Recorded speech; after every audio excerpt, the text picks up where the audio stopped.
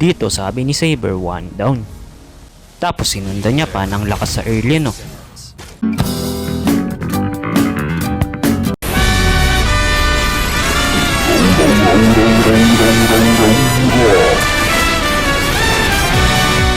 Dito namang na kami, tapos nakita ko dito si Novaria, kaya binakbakan ko na. Kaya lang biglang rumis pa si Selena, kaya umalis na ako. Tapos nakita ko siya pumunta doon kay Nia tsaka si Hayabusa, kaya namatay si Nia. Tapos mamamatay na dito si Hayabusa, kaya pinatay ko na siya. Tapos sinubukan pa akong patay ni Selena tsaka ni Novaria. Hindi nga ako mapapatay, meron akong super heal. Tapos dumating nga dito si Saber, kaya natabay niya si Selena. Tapos ako naman bumalik na ng konti yung buhay ko, kaya napatay ko dito si Selena.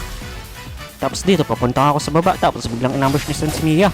Kala niya mapapatay niya si Mia, hindi niya alam nandito pala ako, kaya napatay ko siya. Dito nakita ko si Novaria nasa gilid-gilid, kanina pa to, baril ng baril sa amin.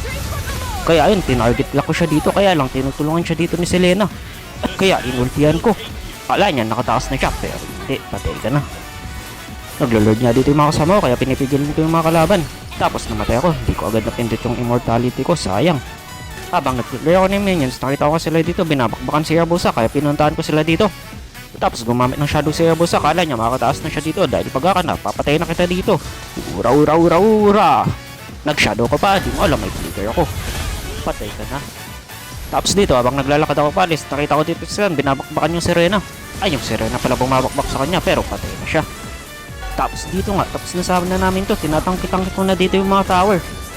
Tapos tinower lock na din ni Mia, kaya lang bigla kaming nawala ng minions dito.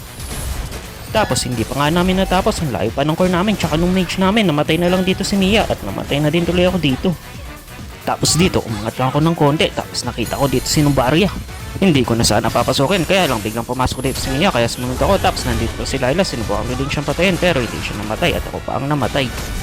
At dito nga, nag-umpisa na kami mga logi dito. Na-stun nga ako dito ni Selena, kaya sinubukan niya Hayabusa ng ultian ako.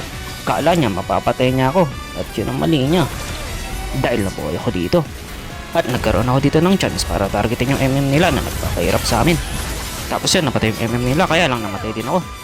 Pero dahil wala ng MM yung mga kalaban, nag-umpisa na dito isa-isa maubos yung mga kalaban. At yun nga, nagkaroon na ng chance dito yung mga kasama ko para tapusin na ang laban.